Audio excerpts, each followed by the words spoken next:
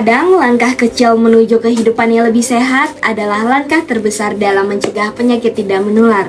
Halo, selamat datang di podcast Komunikasi Kesehatan dengan judul Menuju Generasi Bebas Penyakit Tidak Menular bersama saya, Cynthia Dwi Yuniani Dia Putri. Dan dalam episode kali ini, kita akan menjelajahi berbagai strategi yang sederhana namun efektif dalam mencegah penyakit tidak menular. Selamat menyaksikan.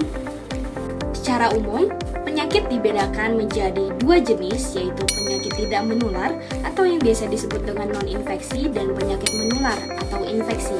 Penyakit tidak menular adalah penyakit yang tidak disebabkan oleh infeksi mikroorganisme seperti protozoa, bakteri, jamur, ataupun virus.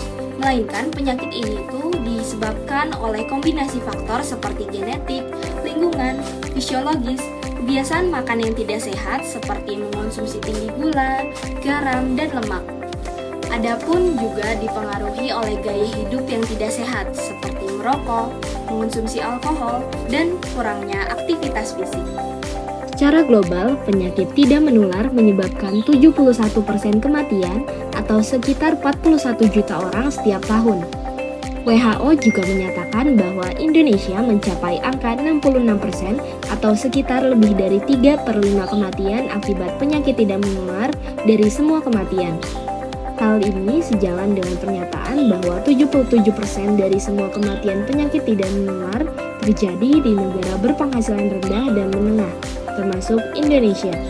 Penyakit tidak menular mempunyai tingkat mortalitas yang tinggi dan dapat mempengaruhi kuantitas hidup dan produktivitas seseorang.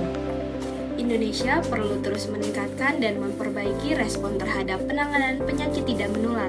Pasalnya, penelitian yang dilakukan oleh Badan Penelitian dan Pengembangan Kesehatan menyatakan bahwa angka penyakit tidak menular di Indonesia saat ini mulai banyak dialami oleh kelompok usia muda, yaitu usia 10 sampai 14 tahun. Hal ini juga didukung dengan hasil riset kesehatan dasar yang menunjukkan bahwa adanya peningkatan prevalensi dari diabetes, stroke, dan hipertensi dari tahun 2007, 2013, hingga 2018. Seperti yang kita ketahui, zaman makin hari makin canggih. Semua orang pastinya maunya serba cepat. Perubahan gaya hidup serta perubahan sosial ekonomi dan selera makan, terutama di kota-kota besar pada masyarakat, akan mengakibatkan perubahan pola makan masyarakat yang cenderung menjauhkan konsep makanan yang seimbang, sehingga berdampak negatif terhadap kesehatan dan gizi. Perubahan gaya hidup akibat urbanisasi dan modernisasi ini dapat dilihat secara jelas dengan banyaknya tempat-tempat yang menjual junk food hampir di setiap sudut kota. Junk food adalah makanan yang tidak sehat karena mengandung nilai nutrisi rendah. Jenis makanan ini mengandung lemak jenuh, garam, dan gula serta bermacam-macam aditif seperti monosodium glutamat atau yang biasa kita kenal dengan micin atau MSG dengan kadar yang tinggi. Kadar gula dan lemak jenuh yang tinggi serta rendahnya kadar serat akan menyebabkan masalah kegemukan, gizi lebih, serta meningkatkan radikal bebas yang pada akhirnya akan menyebabkan munculnya penyakit tidak menular. Konsumsi junk food di Indonesia mulai mengkhawatirkan. Asupan kalori orang Indonesia untuk makanan siap saji dan kemasan meningkat hampir 2 kali lipat pada tahun 2014 dibandingkan pada tahun 1999. Bahkan di zaman sekarang, banyak brand lokal yang muncul dengan konsep fast food. Makanya nggak heran, hampir semua orang zaman sekarang ini sering mengonsumsi makanan cepat saji seperti junk food. Dalam penelitian tercatat bahwa sebanyak 55 juta penduduk Indonesia berusia 14 tahun ke atas sering sekali ke restoran cepat saji. Jumlah pengunjung restoran cepat saji di Indonesia bahkan 3 kali lebih banyak dibandingkan Australia. Meskipun jumlah restoran cepat saji di Indonesia lebih kecil dibandingkan Australia. Ngomongin soal junk food, sebenarnya nutrisi yang baik untuk tubuh itu seperti apa sih? Nutrisi terbagi menjadi dua kelompok, yaitu zat gizi makro atau yang biasa disebut dengan makronutrien dan zat gizi mikro atau yang biasa disebut dengan mikronutrien. Kita harus mendapatkan keduanya dalam jumlah yang sesuai agar organ tubuh kita dapat menjalankan fungsinya masing-masing. Zat gizi terbagi menjadi dua kelompok, diantaranya zat gizi makro atau makronutrien dan zat gizi mikro atau mikronutrien. Pertama-tama, marilah kita bahas zat gizi makro atau makronutrien. Zat gizi makro adalah zat gizi yang diperlukan tubuh dalam jumlah besar, yang terdiri atas karbohidrat, lemak, dan protein. Ketiganya menyediakan energi agar dapat beraktivitas dan menjalankan fungsinya. Pertama, karbohidrat. Karbohidrat merupakan sumber makronutrien paling utama yang dibutuhkan oleh tubuh. Umumnya, karbohidrat diperoleh dari beras, roti, gandum, dan kentang. Tiap 1 gram karbohidrat mengandung 4 kalori.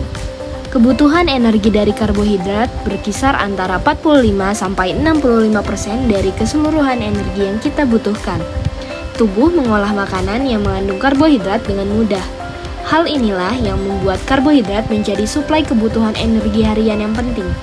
Kedua, lemak.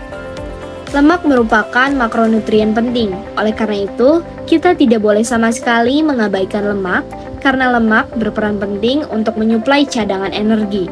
Kebutuhan lemak mencapai 10-35% dari makanan yang kita konsumsi.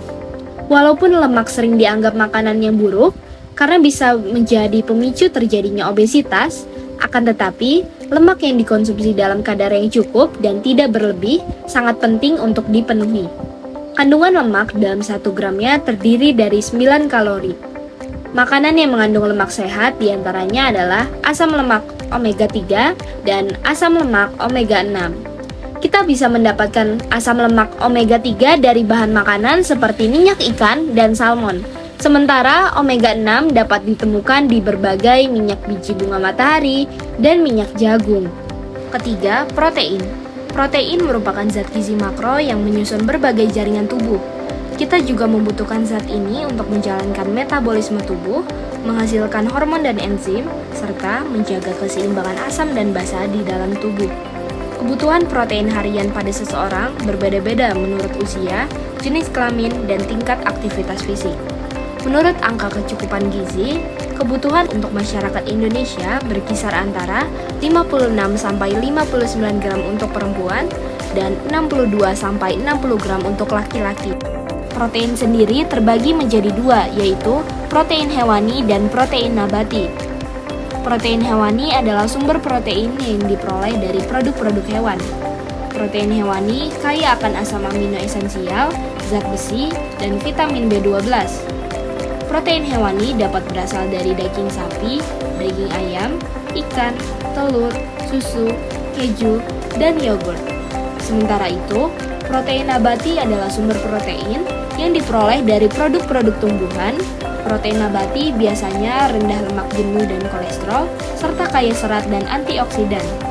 Protein nabati dapat berasal dari kacang-kacangan, biji-bijian, sayuran hijau, dan produk kedelai. Kedua, zat gizi mikro atau mikronutrien. Zat gizi mikro adalah zat gizi yang diperlukan tubuh dalam jumlah kecil. Zat gizi mikro terdiri dari beberapa jenis, yaitu vitamin dan mineral. Selain mengurangi konsumsi junk food, memenuhi zat gizi makro dan mikro, dan juga membatasi asupan kadar gula, garam, dan lemak, kita juga harus rutin berolahraga sekurang-kurangnya 30 menit per hari. Setiap kita berolahraga akan memperkuat satu otot utama di dalam tubuh kita, yaitu jantung. Tidak aktif berolahraga akan beresiko mengalami penyakit jantung 2 kali lebih tinggi dibandingkan mereka yang aktif berolahraga. Hal ini membuktikan bahwa olahraga penting untuk mencegah penyakit tidak menular. Langkah selanjutnya adalah melakukan cek kesehatan secara berkala dan tidak hanya datang ke layanan kesehatan ketika jatuh sakit. Langkah ini bertujuan untuk mendeteksi penyakit lebih dini. Apa saja sih jenis cek kesehatan? Pertama, cek tekanan darah. Pengecekan tekanan darah dapat membantu Anda mendeteksi adanya risiko stroke, hipertensi, hingga jantung. Kedua, pengecekan tinggi badan dan berat badan. Ketiga, cek lingkar perut. Cek kadar gula darah. Anda dapat mengetahui kadar glukosa dalam darah dengan jenis pengecekan kesehatan ini. Kelima, tes fungsi mata dan telinga. Keenam, cek kolesterol untuk mendeteksi LDL atau kolesterol buruk dalam tubuh kita. Meskipun sulit untuk dihindari, bukan berarti penyakit tidak menular ini tidak dapat dicegah ataupun tidak dapat diminimalisir. Ada pepatah mengatakan bahwa bisa karena terbiasa. Maka dari itu, yuk mulai sekarang mari bersama-sama terapkan pola hidup sehat dengan mengurangi konsumsi junk food, membatasi konsumsi gula, garam, dan lemak, memenuhi zat gizi makro dan mikro, melakukan aktivitas fisik secara rutin, melakukan cek kesehatan secara berkala, stop merokok, kelola stres, dan menerapkan PHBS. Jangan tunda, ayo hidup sehat karena mencegah lebih baik daripada mengobati. Saya Cynthia Dwi, pamit undur diri.